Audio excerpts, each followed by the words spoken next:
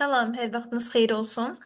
Gəlin bugün 2025 yeni test toplusundan vegetativ orqanlar, gövdə, yarpaq, bitkinin havadan qidalanması mövzusunun test izahlarına birlikdə baxaq. Birinci sualda yarpaqları torvari damarlanmış bitkiləri müəyyən edin soruşur. Torvari damarlanma qeyd edək ki, ikiləpəli bitkilər üçün xarakterikdir. İstisnamız bağayarpağı idi ki, bağayarpağı qövsvari damarlanırdı və birləpəlilərdə paralel və qövsvari olsa da, orada istisna qarğa gözü idi ki, torvari damarlanırdı. Deməli, ümumilikdə götürsək, ikiləpəli, bir də qarğa gözü olan variant götürə bilərik. Amma bağayarpağını çıxmaq şərti ilə təbii ki. A variantında zambaq bir ləpəlidir. B variantında alma, armud iki ləpəlidir, amma buğda bir ləpəlidir, getdi. C variantında qarğıdalı bir ləpəlidir, çıxırıq. D variantında bağayarpağı dedik ki, qövsvaridir, çıxdıq. Y variantında alma, armud, palıd. Bunlar hər biri iki ləpəli bitkilərdir və torvari damarlanmaya malikdirlər. İkinci, yarpaqları paralel və qövsvari damarlanmış bitkiləri müəyyən edin. Qeyd etdik ki, bu hansı bitkilər ola bilər? Birləpəlilər, istisna qarğa gözü, orada torvari damarlanır. Bir də bağayarpağını götürə bilərik, o qövsvari damarlanmaya malikdir. Baxaq, soğan, dağ laləsi, bağayarpağı elə doğru cavab budur. Soğan və dağ laləsi birləpəli bitkilərdir. Bağayarpağı isə dedik istisnamızdır. B variantında palıd ikiləpəlidir. C variantında hər üçü ikiləpəlidir. D variantında meşə giləsi ikiləpəlidir. Y variantında bənövşə, çiyələk, torvari damarlanmaya malikdirlər. Deməli, doğru cavab A variantı olmuş oldu. Üçüncü sual. Yarpaqları sadə olan bitki. Sarı akasiya cütlələkvari yarpaqlardır. Çiyələk üçərdir. İtburnu təklələkvaridir. At şabaldı barmaqvaridir. Qovaq isə sadə yarpaqlara malikdir. Üçüncü sual A variantı. Dördüncü sual. Zoğ adlandırmaq olar. Zoğ nədir? Üzərində yarpaqlar və tumurcuqlar olan gövdənin cavan hissəsidir. Elə A variantını zoğ adlandırmaq olar. 5. Gövdənin yarpaqla birləşən hissəsi. Yarpağın gövdəyə birləşdiyi hissə buğum adlanır. 6. Oduncaq və qabığın yeni hüceyrələrini əmələ gətirir. Bunun üçün törədici toxuma lazımdır və deməli bunu da nə yerinə yetirir? Kambi. Kambinin funksiyası oduncaq və qabığın yeni hüceyrələrini əmələ gətirmək, gövdənin eninə böyüməsini təmin etmək, illik halqaları əmələ gətirməkdir. 7-ci sualda da illik halqaların əmələ gəlməsini təmin edir, soruşulur deyə cavab kambi götürülür. 8. Adətən yarpaqla çoxaldılır. Yarpaqla çoxaldılan burada begonia bitkisidir. Begonia bitkisi yarpaq vasitəsilə çoxaldılır. 9. Gövdənin eninə böyüməsini təmin edən törədici toxuma gövdənin hansı hissəsində yerləşir? Az öncə də qeyd etdiyimiz kimi bu kambidir. Kambidə qabıq və oduncaq arasında yerləşir. 9-cu sualda doğru cavab C variantı. 10-cu sual. Əleyhbənzər boruların, yəni floema borularının yerinə yetirdiyi əsas funksiya. Biz bilirik ki, floema boruları üzüm maddələri daşıyır, fotosintezdə əmələ gələn üzüm maddələri daşıyır. Ksema boruları isə qeyri-üzüm maddələr, yəni su və mineral maddələri daşıyır. Əleyhbənzər soruşduğu üçün floema üzüm maddələri daşıyır. 11. Oduncaq borucuqları ksilema borulardır. Ksilemada dedik qeyri-üzüm maddələri daşıyır, yəni su və mineral maddələri. Burada C-də diqqətli olun, toplamır, daşıyır. Y variantı su və mineral maddələrin ötürülməsi. 12. Kambi qatının hüceyrələri, az öncə də qeyd etdiyimiz kimi, kambi qatının hüceyrələri törədici toxumadır, oduncaq və qabığın yeni hüceyrələrini əmələ gətirir. 13. Yarpaqların topalı düzülüşü zamanı bir buğumda minimum neçə yarpaq yerləşir? Yarpaqların 3 düzülüşü var idi. Növbəli düzülüşdə hər buğuma bir yarpaq birləşirdi. Qarşı-qarşıya da hər buğuma 2 yarpaq birləşirdi. Topalı düzülüşdə isə minimum 3 olmaqla yarpaq birləşirdi. Deməli, doğru cavab D variantı olmuş olacaq. 14. Vegetativ tumurcuqdan hansı hissələrin başlanğıcı ola bilər? Vegetativ tumurcuqda yarpaq və gövdə, generativ tumurcuqda isə çiçək və çiçək qrupu başlanğıcı olur. Deməli, doğru cavab A variantı olmuş olur. Bitkinin yarpaq sahəsi kiçilərsə aşağıdakılardan hansı baş verə bilər? Yarpaq sahəsi kiçilir. Yarpaqla bağlı funksiyalar. Yarpaq nə edirdi? Transpirasiya edirdi, yəni suyu buxarlandırırdı, fotosintez edirdi və qazlar mübadiləsi, tənəffüs edirdi. Deməli, yarpaq sahəsi kiçilirsə, bu proseslər zəifləyir. Çünki yarpaqda bu prosesləri təmin edən ağızcıqlardır. Yarpaq sahəsi kiçilirsə, ağızcıqların miqdarı azalır və bu proseslər zəifləyir. Bu üç prosesdən hansının zəifləməsi yazılıb? Y variantında suyun buxarlanması, yəni transpirasiya prosesinin zəifləməsi qeyd olunub. 16-cı sualda da əksi soruşulur. Bitkidə yarpaq sahəsinin böyüməsi ilə böyüyürsə ağızcığın miqdarı artır və qeyd etdiyimiz üç proses daha da güclənmiş olur. Deməli, burada transpirasiya güclənər variantı uyğundur. 17. Palıd toz ağacı, günə baxan ağ akasiya və noxud bitkilərinin neçəsinin zoğunda yarpaq ayası ilə yarpağın sayı bərabərdir.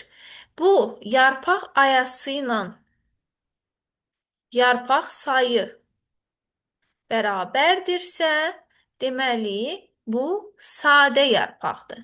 Sadə yarpaqda bir yarpaq ayasından ibarət idi. Deməli, bizdə bərabər olanın miqdarı soruşulur. Palıd sadədir, götürürəm. Toz ağacı sadədir, götürürük. Günə baxan sadədir. Ağ akasiya tək lələk var idi, noxud cüt lələk var idi. Mürəkkəb yarpaqlar hər ikisi. Deməli, 3 dənə bitkidə yarpaq ayaları və yarpaqların sayı bərabər olmuş olacaq. 18-də əksi soruşulur. Bu bitkilərdə neçəsinin zoğunda yarpaq ayaları, yarpaqların sayı fərqlidir. Bu nə deməkdir? Məsəl üçün bir dənəsini çəkək. Tutaq ki, bir dənə üçər mürəkkəb yarpaq çəkək. Bu üçər yarpaqdan bu bir dənə yarpaqdır. Amma bir yarpaq 3 dənə yarpaq ayasından ibarətdir. Bir ümumi saplağa 3 yarpaq ayası birləşib. Deməli, yarpaq ayaları və yarpaqların sayı fərqlidirsə, mən mürəkkəb yarpaq götürməliyəm. Palıd dedik sadədir. Atşabaldı barmaqvari, yəni mürəkkəbdir, götürürük. Qoz tək lələk var idi, mürəkkəbdir, götürürük. Günə baxan sadədir. Lobya üçərdir, götürürük. Deməli, neçə mürəkkəb yarpağımız oldu? 3 ədəd mürəkkəb yarpağımız oldu. Doğru cavab B variantı. Yaşlı palıd ağacının gövdəsində olmur. Qabıq qatını, gövdənin qabıq qatı yaşlı və cavan bitkilərdə bir-birindən fərqlənir. Cavan bitkilərdə qabıq, dəricik və dəricik yaşıl qatı floemadan, yaşlı bitkilərdə isə mantar və floemadan ibarətdir. Digər qatlar isə olduğu kimi eynidir. Söhbət yaşlıdan gedirsə, yaşlıda dəricik yoxdur. Dəricik hansı ağaclarda, hansı gövdədə ola bilər? Dəricik cavan gövdədə ola bilər. Amma digər dördü isə yaşlı gövdədə ola bilər. 20-ci. Yarpağın qapayıcı hüceyrəsində baş vermir. Qapayıcı hüceyrə dəriciyin ağızcıq hüceyrələridir. Və baxaq görək hansı baş vermir. ATF sintezi canlı hüceyrələrdə gedir. Və hətta hər hüceyrənin özünə məxsus ATF-i olur. Hüceyrədən hüceyrəyə ATF keçmir. Tənəffüs bütün canlı hüceyrələrdə gedir. Fotosintez qapayıcı hüceyrədə gedir, çünki xlorofil pigmenti var. Fotoliz isə suyun parçalanmasıdır ki, fotosintezdə bu proses olur. Deməli, qapayıcı hüceyrədə var. Meyoz cinsiyyət hüceyrələrinin sporların yaranmasıdır. Bu, yarpaqda baş vermir. Bu, çiçəkdə baş verə bilər. Doğru cavab D variantı. Yarpaqları saplaqsız bitki, yəni oturaq yarpaqlı. Baxaq, burada kətan, aloe, agava, bunlar saplaqsız yarpaqlara malikdir. Doğru cavab A variantıdır. 22. Gövdənin qabıq qatında aşağıdakı toxumalardan hansı heç bir vaxt olmur? Gəlin baxaq. 22. Gövdənin qabıq qatında aşağıdakı toxumalardan hansı heç bir vaxt olmur? A. Gövdənin qabıq qatında aşağıdakı toxumalardan hansı heç bir vaxt olmur? Gəlin baxaq. 23. Gövdənin qabıq qatında aşağıdakı toxumalardan hansı heç bir vaxt olmur? Qabıq qatı dedik ki, cavan və yaşlı bitkilərdə bir-birindən fərqlənir. Cavan bitkilərdə üç hissədən dəricik, yaşıl qat və floemadan ibarətdir. Yaşlı bitkilərdə isə mantar və floemadan. Ötürücü toxuma var, çünki floemada borular var. Mexaniki toxuma var, çünki floema lifləri var. Fotosintez edici cavan bitkilərdə yaşıl qat olur. Örtük toxuma zaten qabığın dəricik və mantarı örtük toxumasıdır. Birləşdirici toxuma isə ümumiyyətlə absurddur. Çünki bitkilərdə birləşdirici toxuma yoxdur. Birləşdirici toxuma heyvan toxumasıdır. 23. Çiyələyin gövdəsi deməli olur sürünən gövdə. Doğru cavab C variantı olmuş olur. Daha sonra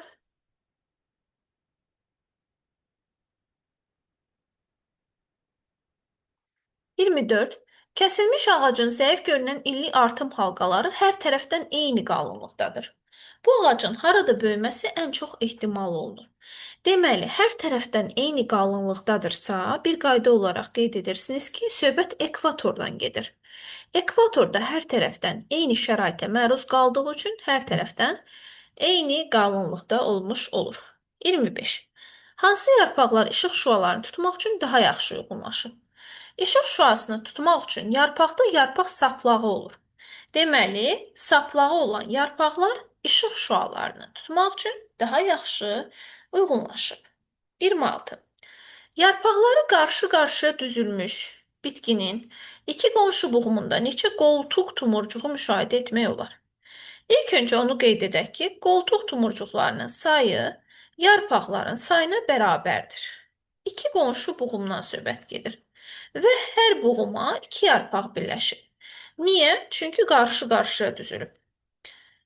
4 dənə yarpaq var deməli. 4 yarpaq varsa neçə qoltuq tumurcuğu olacaq? Elə 4 dənə qoltuq tumurcuğu olacaq. Çünki qoltuq tumurcuğunun sayı yarpağın sayına bərabərdir. 27. İsti günlərdə bitkilərin yaxınlığında sərinlik hiss edilməsinin əsas səbəbi bu bitkinin suyu buxarlandırmasıdır. Hansı ki, bunun sayəsində sərinlik hiss edilir. Bu da transpirasiya prosesi adlanır. Doğru cavab D variantı. 28. 30 illik cökə ağacının ən kəsiyində 29 yaşa uyğun olan illik halqa yerləşir. Baxın, bu tipli suallarda necə həll edirik? Özəkdən hansı yaş soruşulursa, tutaq ki, x-cı yaş. X-cı yaş soruşulursa özəkdən x məsafədə, kombidən hesablayanda isə yaşdan, bitkinin yaşından həmin bu soruşulan halqanı çıxıb üzərinə 1 gəlirik. Deməli, 29 yaşa uyğun olan illik halqa özəkdən 29-cu qatda, kombidən hesablasaq isə bitkinin 30 yaşı var. 29 çıxaram, üzərinə 1 gələrəm. Kombidən isə ikinci qatda yerləşir. Kombidən olan cavab yoxdur, amma Y variantında özəkdən 29-cu qatda olması verilir. Doğru cavab Y variantıdır.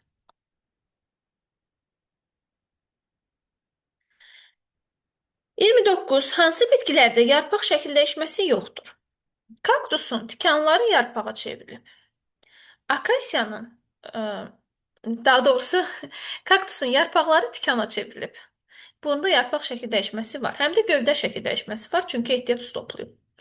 Ağ akasiyanın yarpaqları tikana çevrilib. Burada da var. Noxudun yarpağı bığcığa çevrilib. Burada da var. Çiyələk bitkisinin isə gövdəsi bığcığa çevrilib. Burada yarpaq şəkil dəyişməsi yoxdur. Deməli, doğru cavab yalnız 4 olmuş olacaq. 30. Örtülü toxumlu bitkilərin yarpaq ayasının hansı hüceyrələri xloroplasta malikdir? Eynilə 31-də də soruşur ki, hansında fotosintez gedər. Zaten fotosintezin getməsi üçün xlorofil pigmenti lazımdır. Yəni xloroplastlar lazımdır, belə deyək. Və örtülü toxumlu bitkilərin yarpaq ayasında 3 növ hüceyrədə gedə bilər bu.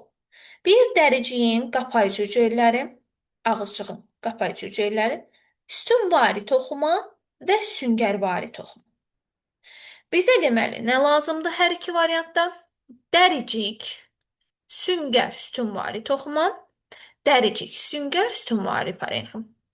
Am, Deməli, niyə parenximdir? Çünki əsas toxumadan ibarətdir. Əsas toxumanın fotosintez edici növü. Dəriciyin bütün hüceyrələri mi xloroplasta malikdir? Yox, sadəcə ağızcığın qapayıcı hüceyrələri. Amma burada ümumilikdə götürülüb, ona görə biz də qeyd edirik. Çünki yalnız süngər sütunvari götürsəm, səhv olmuş olacaq. 32. Açılmamış tumurcuqlara görə nəyi müəyyən etmək olmaz? Təpə yaxud qoltuq tumurcuğu olması. Bunu müəyyən edərəm. Əgər böyümə konusunda bitkinin ən təpəsində loridildirsə, yerləşirsə təpə tumurcuq, yarpaq qoltuğunda yerləşirsə qoltuq tumurcuğudur. Generativ vegetativ olduğunu müəyyən edə bilərəm. Əgər girdə iridirsə generativ, nazik uzunsovdursa vegetativdir. Zoğ üzərində düzülüş qaydasını müəyyən edə bilərəm. Niyə? Çünki məsələn yarpaqlara baxaram. Hər buğumda düzülüşə baxaram. Zaten qoltuq tumurcuqları da yarpaqların qoltuğunda yerləşir. Ona görə bunu da müəyyən edə bilərəm.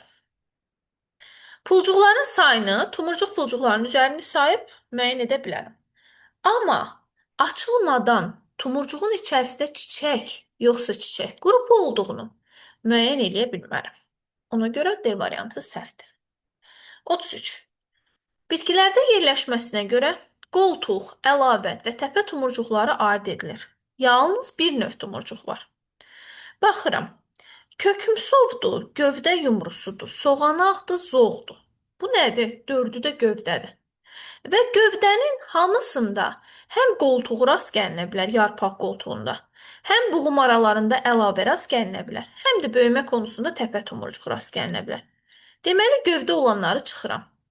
Amma kökün tərkibində, kökün üzərində yalnız əlavə tumurcuq yerləşir. Əlavə tumurcuq kökün, yarpaqların üzərində və buğum aralarında rast gəlinir. Doğru cavab B variantı. Təcrübə üçün eyni sayda yarpaqları olan 3 ətir şah bitkisi götürülüb. Birinci bitkidə yarpaqların hər iki tərəfi bitki yağı ilə yağlanıb, ikincidə yalnız üst, üçüncüdə yalnız alt səthi. Hansı bitkinin yaşamaq imkanı daha çoxdur? Yarpaqların yaşama imkanının çox olması üçün ağızcıqların aktiv fəaliyyət göstərməsi lazımdır. Gəlin 3 dənə yarpaq çəkək. 3 dənə yarpaq çəkək. Aha. Və tutaq ki, bu üst tərəfləri olsun, bunlar da alt tərəfləri olsun. Və başlayaq həmin yarpaqların dediyi kimi təcrübə aparmaq. Birinci yarpağın hər iki tərəfi yağlanıb, həm üst, həm alt. İkincinin yalnız üst səthi, üçüncünün isə yalnız alt səthi yağlanıb. Aha, yağladıq. Sonra, əgər biz də bilirik ki, əksər bitkilərdə ağızcıqlar yarpağın alt səthində yerləşir. Kələm süsəndə hər iki tərəfdə, su bitkilərində isə yalnız üst səthdə. Ətirşah da hansına aiddir? Əksər bitkilərə. Yəni, ətirşahda ağızcıqlar harda yerləşir? Alt səthdə. Bu o deməkdir ki, alt səth yağlansa əgər, ağızcıqlar öz funksiyasını yerinə yetirə bilməz, qazlar mübadiləsi edə bilməz. Və bu da yarpağın məhvi ilə nəticələnər. Burada alt səth yağlandı, deməli yarpaq getdi. Burada üst səth yağlanıb, alt səth boşdur və ağızcıqlar aktiv fəaliyyət göstərir. Burada isə alt səth yağlanıb, ağızcıqlar örtülüb, qazlar mübadiləsi getmir. Deməli, yalnız hansı yarpağın yaşamaq imkanı daha çox olacaq? İkinci yarpağın. Doğru cavab C variantı. 35. Təcrübə üçün eyni sayda yarpaqları olan bu dəfə 3 suzanbağı götürülür. 3 dənə suzanbağı tutaq ki də, düzdür, suzanbağının qətiyyən yarpağına oxşamır, amma yəni bir yarpaq çəkək. Və tutaq ki, bayaqki kimi üst, alt, üst, alt, üst, alt tərəfləri düşünək. İndi təcrübəni aparaq. Birinci bitkidə yenə hər iki tərəf yağlanır. İkinci bitkinin yalnız üst səthi, üçüncü bitkinin yalnız alt səthi yağlanır. Bayaq nə qeyd etdik? Dedik ki, su bitkilərində yarpaqda ağızcıqlar harda yerləşir? Üst səthdə yerləşir. Deməli, yaşama imkanının çox olması üçün üst səth yağlanmamalıdır burada. Baxaq. Birincidə üst səth yağlanıb, ağcılar öz funksiyasını itirib. İkincidə yağlanıb. Üçüncüdə isə üst səth yağlanmayıb, alt səth yağlanıb. Üst səthdə ağcıqlar normal funksiyanı yerinə yetirə bilir. Deməli, üçüncü bitkinin yaşamaq imkanı daha çox olacaq. Doğru cavab D variantı. 36. Göstərilən orqanlardan hansı gövdədir? Üzüm bitkisini dayağa bərkidən orqan, bəli, bığcığıdır. Bığcıq da gövdə mənşəlidir burada. Kaktusda müdafiə funksiyasını yerinə yetirən tikandır. Tikan yarpaqdır. Almanın meyvəsi inkişaf edən orqan çiçəkdir. Noxudu dayağa bərkidən orqan yarpağın bığcıqlarıdır. Yarpağın bığcığa şəkil dəyişməsidir. Georgin ehtiyat qida toplayan orqanı isə kökdür. Deməli, doğru cavab A variantı olmuş oldu. 37. Günəş şüasına eyni dərəcədə məruz qalan dəmir parçası günəş enerjisinin təsirindən qızır. Yarpaq isə yox. Yarpağın qızmamağına səbəb nədir? Deməli, yarpaq daima suyu buxarlandırır. Yəni belə deyək də, kökdən gələn su molekulları buxarlanır, yerinə yenisi gəlir. Yəni orada qızma baş vermir, olduğu kimi qalmır. Daim su molekulları yenilənir. Bu da hansı proses sayəsində olur? Transpirasiya sayəsində olur. 38 və 39 eyni tipli sualdır. Birində soruşur tutqanın hansı vaxtında bitki yarpaqlarında nişasta miqdarı minimum olur? Birində isə maksimum olur. Baxın, nişasta hansı prosesdə yaranır? Fotosintez prosesində. Burada bitki özünə lazım olan qidanı, yəni nişastanı hazırlayır. Fotosintez nə zaman gedir? Günün günəşli vaxtlarında, işığın təsiri altında. Fotosintez prosesi gedir. Deməli, qaranlıqda fotosintez getməyəcək. Düşünün ki, biraz özümüzlə müqayisə etsək, burada deyir ki, miqdar minimum olur, burada maksimum. Bitki nə vaxt qidalanır dedi? İşıqda qidalanır. İşıqda hazırlayır qidanı. Bütün gün günəş olub, işıq olub və bitki özünü nişasta hazırlayıb. Ən çox nə zaman olar? Günəş batmamışdan qabaq. Çünki səhər belə deyək, açılandan, işıq saçandan ta günəşin batmasına qədər bitki daim özünə qida hazırlayıb, özünə nişasta hazırlayıb. Elə bil ki, depolayıb. Bizim kimi də səhər durandan yemək yeyib, mədə dolub qida ilə. Nə vaxt mədədə maksimum qida olar? Tutaq ki, işığın batmağından, günəşin batmağından qabaq. Bəs nə vaxt minimum olar? Axı artıq günəş batandan sonra ta səhərə yeni günəş çıxana qədər bitki özünə artıq qida hazırlamır və gün ərzində nəyi hazırlayıbsa, başlayır ondan istifadə eləməyə. Ona görə də günəş çıxmamışdan qabaq artıq nişastanı xeyli hissəsini gecə istifadə edib. Ona görə günəş çıxmamışdan qabaq nişastanın miqdarı minimum olmuş olur. Ümid edirəm ki, aydın oldu. 40. İnci çiçəyi, buğda, qamış bitkilərində şəkildə göstərilmiş hansı damarlanma tipi və tiplərinə rast gəlinmir? İnci çiçəyi qövsvaridir. Qövsvari 2-dir. Rast gəlindi. Buğda qamış paraleldir. Bu da 1-dir. Rast gəlindi. 3 ilə 4 torvaridir. Bunlar da yoxdur. Doğru cavab B variantı. 41. Palıd yarpağının şəkildə göstərilən hissəsində hansı toxuma qrupu yoxdur? Əsas toxuma var. Əsas parenxim harda var? Burada sütunvaridə, bir də süngərvaridə. Bu əsas toxuma. Getdi. Mexaniki toxuma var. Bu yarpaq damarının tərkibində mexaniki liflər var.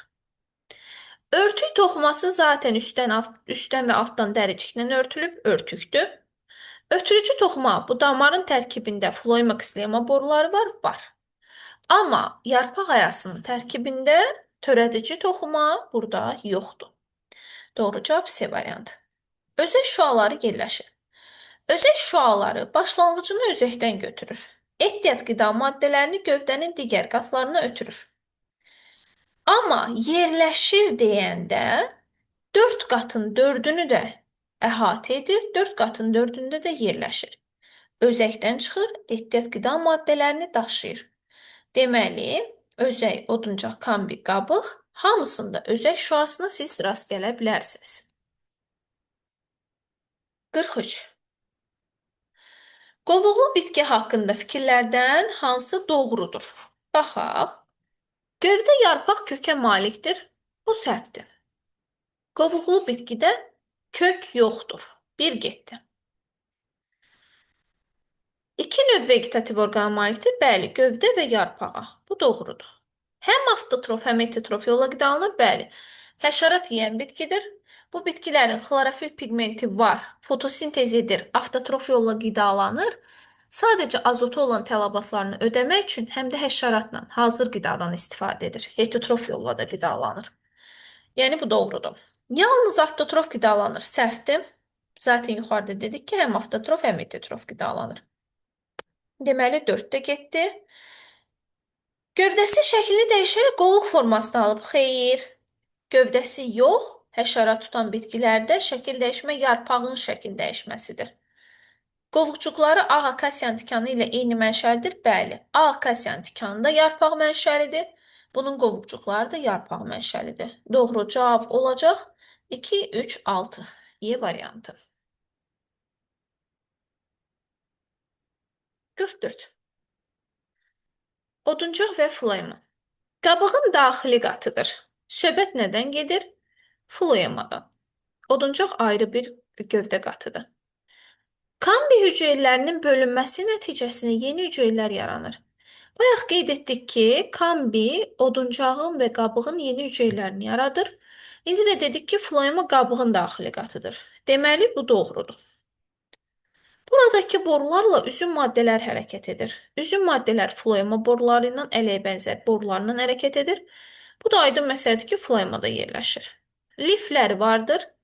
Hər ikisində liflər var. Oduncaqda kslema lifləri, flaymada da flayma lifləri. İllik halqalar müşahidə olunur. Müşahidə olunur harda? Oduncaqda. Ortaq hissəni istəyir 2 və 4. Y variantı.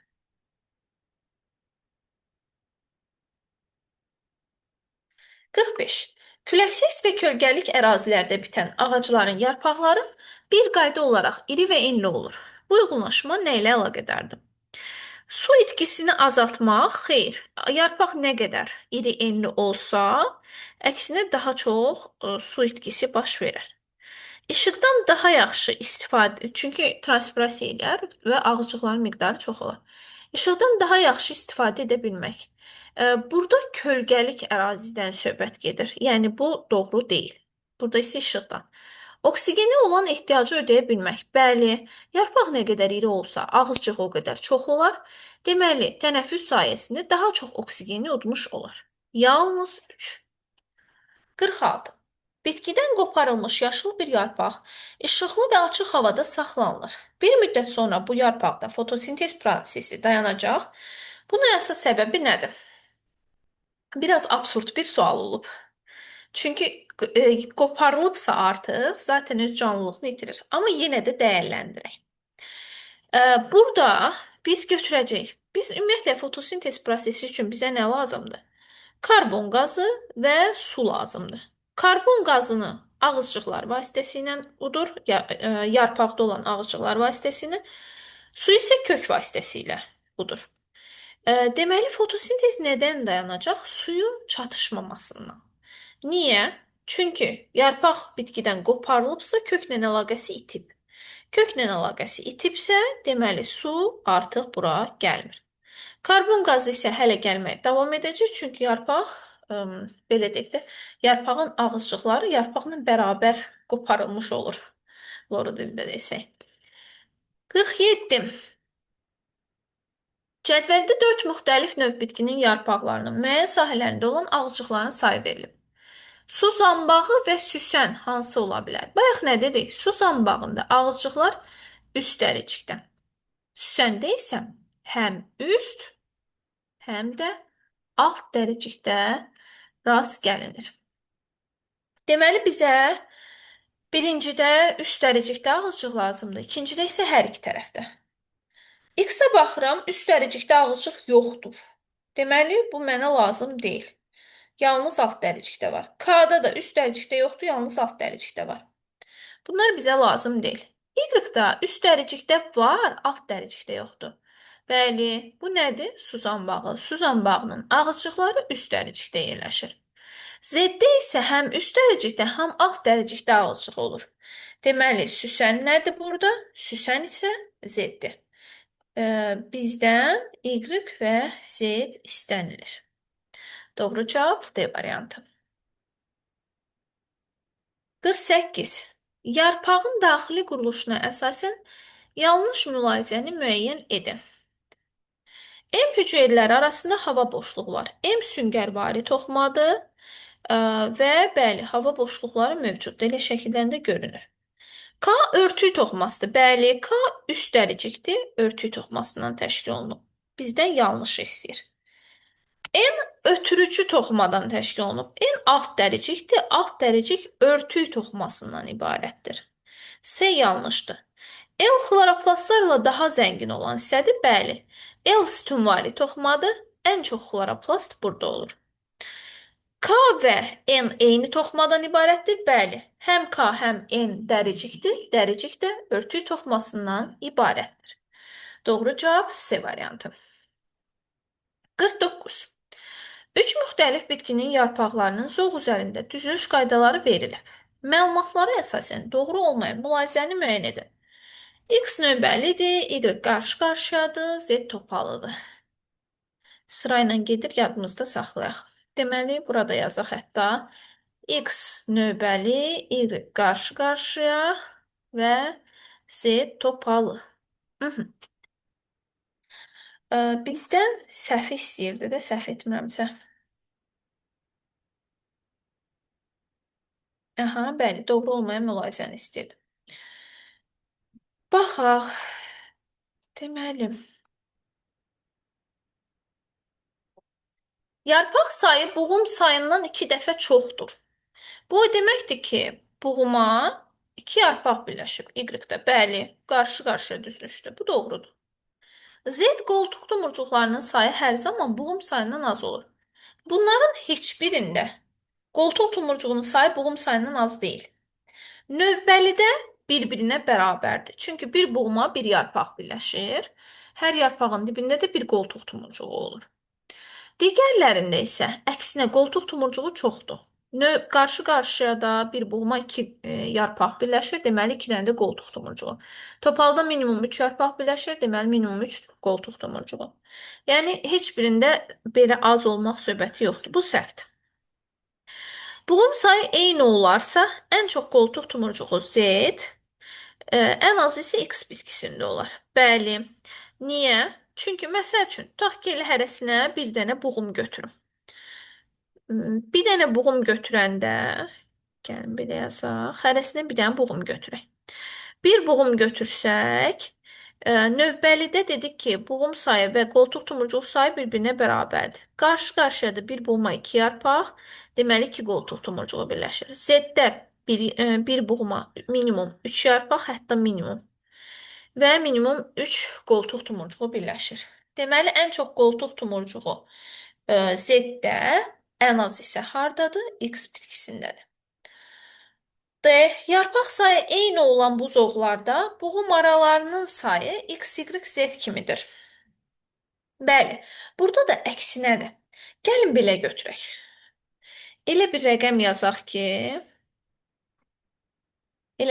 yazaq ki, sizə aydın olsun. Tutaq ki, hər birində yarpaq sayını götürək 6. Buğum aralarının sayı. Birinci buğumu tapaq, sonra da buğum aralarını tapaq. X-da növbəlidir, 6 yarpaq, 6 buğumda yerləşəcək. Hər buğuma bir yarpaq.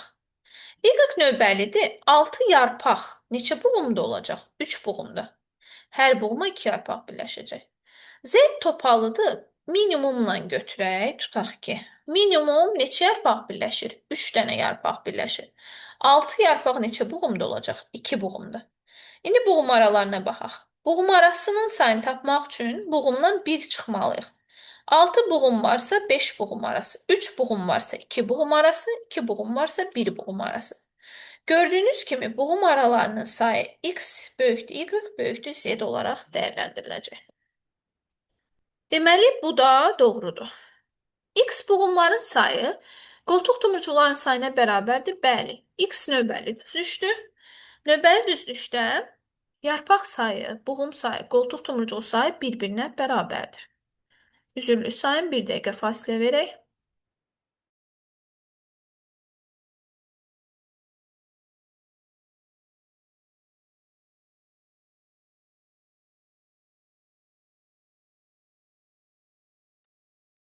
Hə, artıq danışmaqdan nəfəsim kəsilirdi. 50. Verilmiş mülahizələrdən hansı səhvdir? Bütün gövdələr torpağın üstündə inkişaf edir, elə bu səhvdir. Niyə? Çünki kökümsov gövdə, soğanaq gövdə, gövdə yumrusu bu gövdənin necədir? Yeraltı şəkil dəyişmələridir. Deməli, hətta torpağın altında da biz gövdəyə rast gələ bilərik. Yəni, yalnız yer üstü deyil. Torpağın üstündə deyil. Su oduncaq borucuqları ilə hərəkət edir. Bəli, X lema ilə. Kök yumruları əlavə və yan köklərin yoğunlaşması nəticəsində əmələ gəlir. Bəli. Meyvə köklərdə ehtiyat qida əsas kökdə, kök yumrularında əlavə və yan kökdə toplanır. Otlar 1 illik, 2 illik, çox illik ola bilər. Bəli. Ələyə bənzər borular gövdənin qabığında, yəni floemada yerləşir. Düzdür. 51. Yarpaqlardan suyun buxarlanması zamanı göstərilənlərdən hansı baş vermir? Baxaq, bitki həddən artıq qızmaqdan qorunur. Bayaq da belə bir sual qarşımıza çıxmışdı. Bəli, bu proses transpirasiyadır. Bitkini qızmaqdan qoruyur. Yarpaqlar soyuyur, bəli. Qızmaqdan qoruyursa, deməli soyuma prosesi baş verir. Su borucuqlarla hərəkət edir, bəli. Kökdən udulan su borucuqlarla hərəkət edib yarpağa gətirilir, buradan da buxarlandırılır ağızcıqlar vasitəsilə. Mineral maddələr borucuqlarla hərəkət edir. Bəli, bu da doğrudur. Su ilə bərabər mineral maddələr də hərəkət edir. Amma buxarlanmada enerji toplanmır, enerji ayrılır. Deməli, bu səhvdir. Keçək növbətisinə. 52.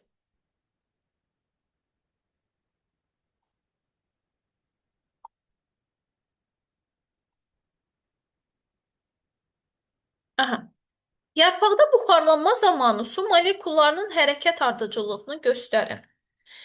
Su molekulları kök vasitəsilə uduldu, kökün əmci telləri ilə gəldi borucuqlara, gəldi gövdənin kök borucuqlarından gövdənin borucuqlarına, gövdənin borucuqlarından yarpağın borucuqlarına. Yarpağın borucuqlarına gələn su nə vasitəsilə yarpaqdan buxarlanırdı? Ağızcıq vasitəsilə. Deməli, biz elə bir şey götürməliyik ki, başlanğıc yarpaq borucuqları çıxsın. Axır ağızcıqlar. A səhvdir. Yarpağın ələybənzər yox, borucuqları ilə, yəni xlema ilə, D də, Y də eyni qaydada səhvdir. Yarpağın borucuqları ilə gələn su lətli hissəyə keçdikdən sonra oradan ağızcıqlar vasitəsilə xaric olunur. B variantı doğrudur. 53. Yarpaqları topalı düzlüşə malik olan bitkinin zoğunda 3 yarpaq var. Bu hissədə minimum neçə buğum arası var? Gəlin çəkək. Topalı düzlükdə bir buğuma minimum 3 yarpaq birləşir. Elə bu da deyir ki, bitkinin 3 yarpağı var. Deməli, neçə buğum var? Elə bir dənə buğum var. Buğum arasını tapmaq üçün nə edirdik? Buğumdan 1 çıxırdıq. Bir buğumdan 1 çıxanda da 0 qalır. Və yaxud da burada qonşu buğum yoxdur ki, buğum arası olsun. Doğru cavab Y variantı.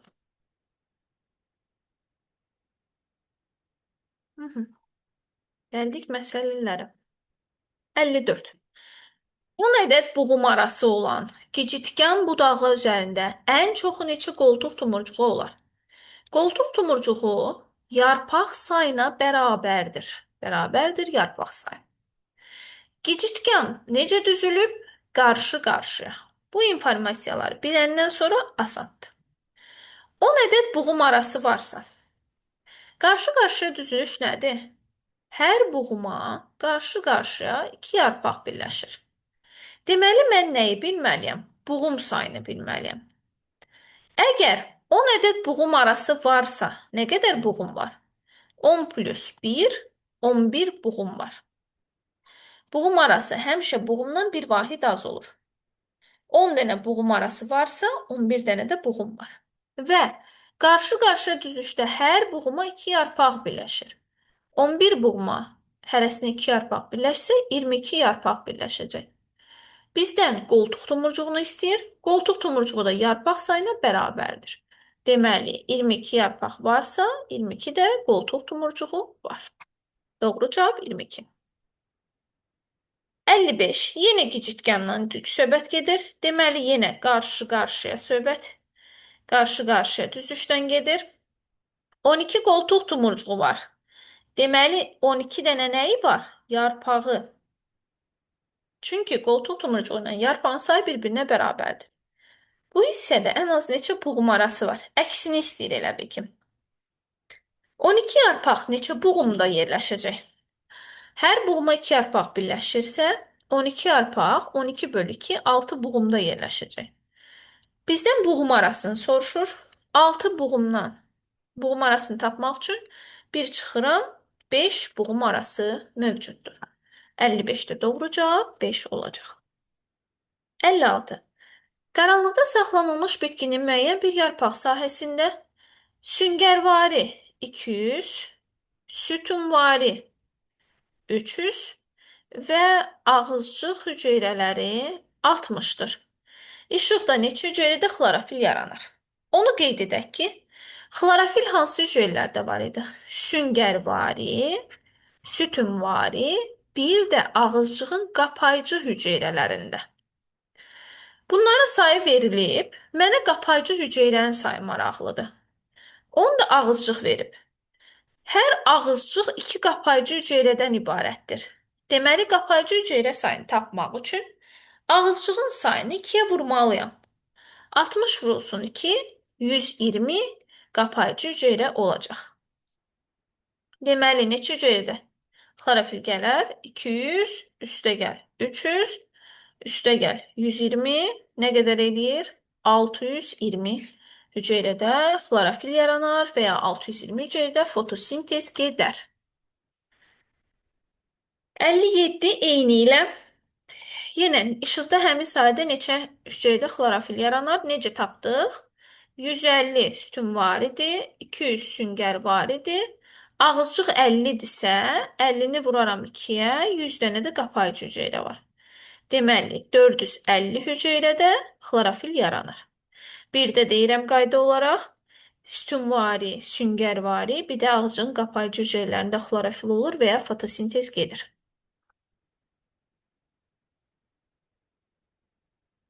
Gəldik 58. Ən çox abituriyentlərin çətinlik çəkdiyi suallardan biri. Deməli, yazaq. İt burnu. Yazırıq çiyələk. Yazırıq lobya.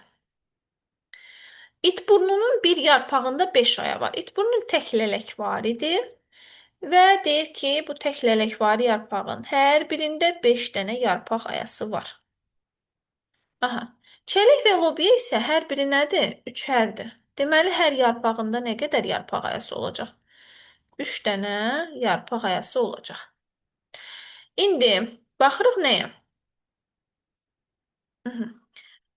Deyir ki, eyni sayda götürülmüş it burnu, çiyələk, lobya yarpaqlarında ayaların sayı 66-dır. Onu qeyd edim ki, bütövlükdə bir yarpaqdır, amma neçə yarpaq ayası var? 3 dənə. Bütövlükdə bir yarpaqdır, 3 dənə yarpaq ayası var. Bir yarpaqdır, 5 yarpaq ayası var. Və bu yarpaqların hərəsindən eyni sayda götürülüb. Yəni, hərəsindən x dənə götürülüb. Ümumi ayalar isə 66-dır.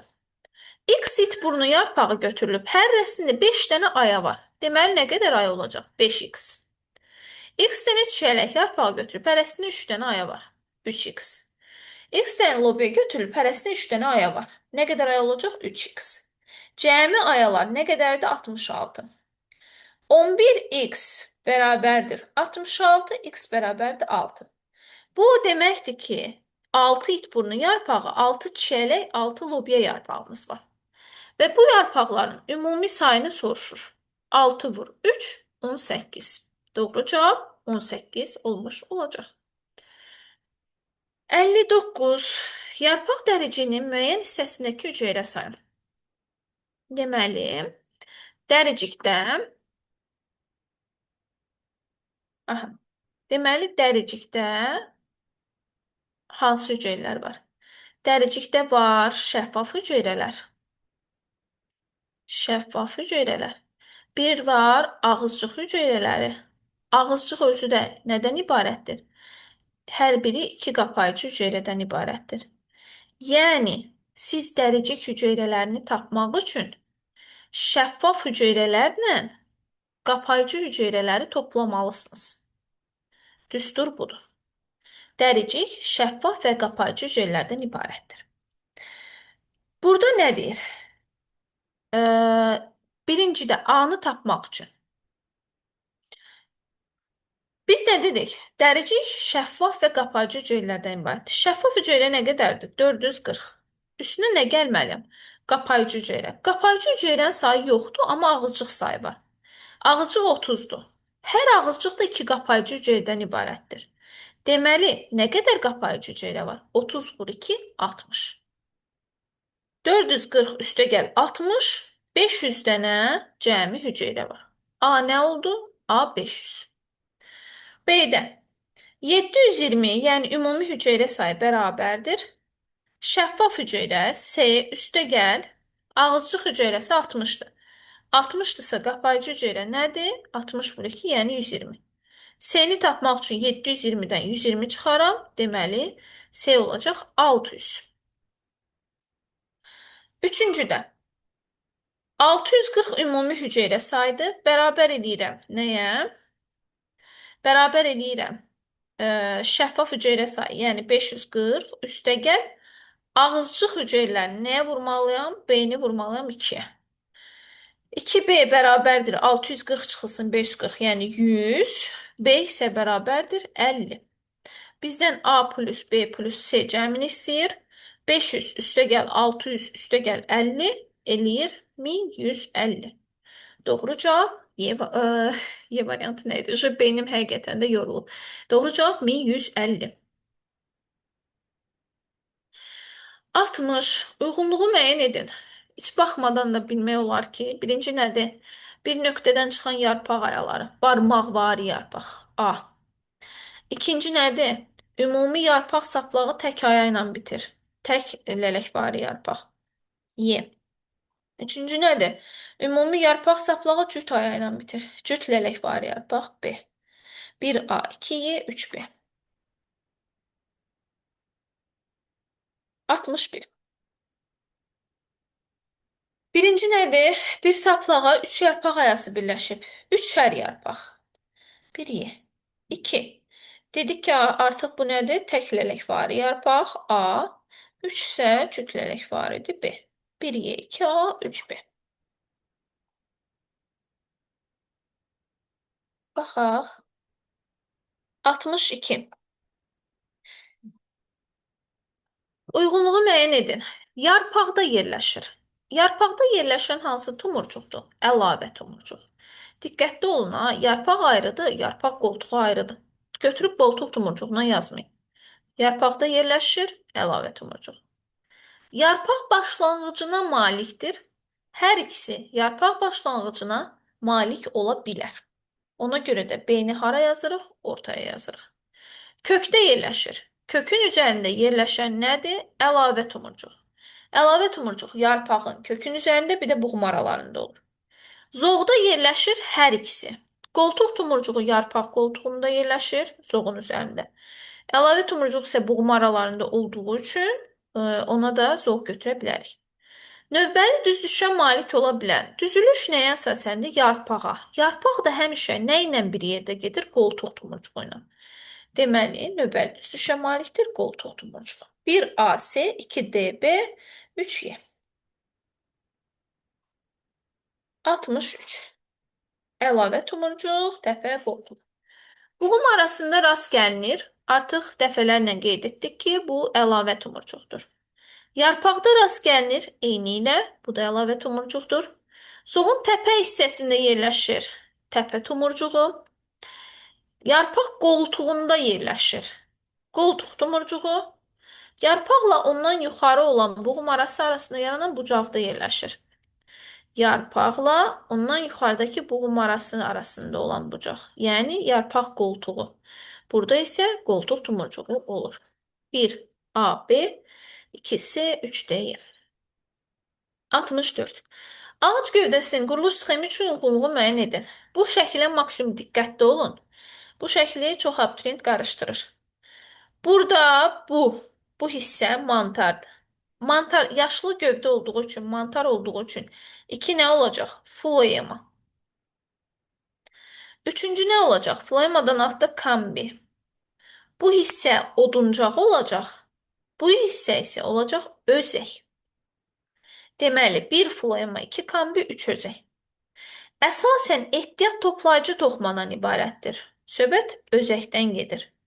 Əsas toxumadan təşkil olunub. Hətta bu ehtiyat qida bu özək şüaları ilə 4 qatın 4-ünə də əhatə olunur, gedir. Ələyə bənzər borulara rast gəlinir. Harda? Ələyə bənzər borular floema borularıdır. Floema qatında rast gəlinir. Tez-tez mitoz bölünmə başlayır. Mitoz bölünmə baş verirsə, çoxalma prosesi gedir. Harda? Kambidə. Qabığın tərkibinə daxildir. Qabıq yaşlı bitkilərdə mantar və floemadan ibarətdir. Deməli, söhbət floemadan gedir. İllik halqaları əmələ gətirir. Əmələ gətirən nə idi? Kambi idi. 1 BD, 2 SY, 3 A. 65. Bitkinin yarpağında işığın təsiri ilə nişastanın əmələ gəlməsini sübut edən təcrübənin mərhələlərini düzgün ardıcıllıqla müəyyən edin. Aha, burada deməli nə edirik birinci? Baxaq, bitkini günəş və lampa. Aha, birinci bitkini nə edirik? Qaranlıqda saxlayırıq. Saxlayırıq ki, bütün proseslər dayansın. Ki, təcrübəmiz düzgün alınsın. Saxlayandan sonra bitkinin hər hansı bir yarpağını hər iki tərəfdən qara kağızla elə örtürük ki, onun yalnız müəyyən bir hissəsi görünsün. Tutaq ki, bu yarpaqdır. Buraları örtdüm məsəl üçün. Bura göründü. Deməli, neynədim? 3. Sonra mən bitkini 8-10 saat günəş və lampa işığı altında saxlayıram. Günəşlə lampa altında saxlayanda burada harda üzüm maddə yaranacaq? Bura qara kağızla örtülüb, xlorofilə təsir yoxdur. Amma bura örtülməyib deyə burada xlorofil sayəsində fotosintez gedəcək. Ondan sonra nə edirik? Ondan sonra baxırıq. Deməli, sonra nə edirik? Sonra götürürük, yarpağı qaynar suya salırıq. Qaynar suya salırıq. Ondan sonra yarpağı spirtə salırıq. Ən sonda isə başqa nə var? Qaynar su, spirt.